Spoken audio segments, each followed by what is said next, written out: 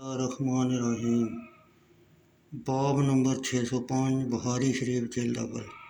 اہل اسلام کا دین میں مسنون طریقہ۔ حدیث نمبر 901 بخاری شریف جلد اول۔ حضرت برہ بن عازب رضی اللہ تعالیٰ عنہ روایت کرتے ہیں، میں نے نبی اکرم صلی اللہ علیہ وسلم کو خطبہ دیتے ہوئے سنا۔ آپ نے فرمایا، اس دن سب سے پہلے ہم نماز سے ابتدا کریں گے، پھر واپس گھر جائیں گے اور قربانی کریں گے۔ جس نے استجابہ کیا اس نے ہماری سنت کو پا لیا۔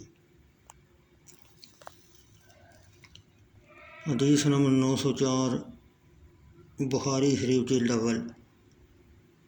حضرت انس بن مالک رضی اللہ تعالیٰ عنہ سے روایت ہے، کہتے ہیں نبی اکرم صلی اللہ علیہ وسلم نے فرمایا، جس شخص نے عید کی نماز پڑھنے سے پہلے قربانی کا جانور ذبح کیا تو چاہیے کہ قربانی دوبارہ کرے۔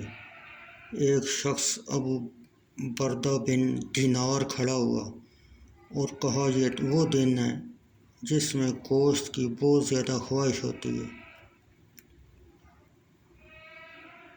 اور اس نے اپنے ہمسایوں کی احتجاج کا بھی ذکر کیا، اور نبی اکرم صلی اللہ علیہ وسلم نے اس شخص کی تصدیق فرما دی۔ اس نے کہا، میرے پاس بکری کا ایک بچہ جو سال سے کم ہے موجود ہے، مجھے گوشت کی 2 بکریوں سے زیادہ عزیز ہے۔ نبی اکرم صلی اللہ علیہ وسلم نے اس کو بکری کا بچہ قربانی کرنے میں رخصت دے دی۔ حضرت انس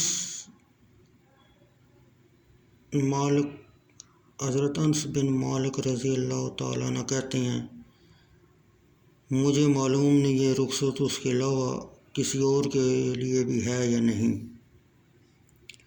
حضرت برہ بن عازب رضی اللہ تعالیٰ عنہ روایت کرتے ہیں، نبی اکرم صلی اللہ علیہ وسلم نے قربانی کے دن نماز کے بعد ہمیں خطبہ ارشاد فرمایا اور کہا، جس نے ہماری طرح نماز پڑھی اور ہماری طرح قربانی دی، بلا شبہ اس نے قربانی کو پا لیا،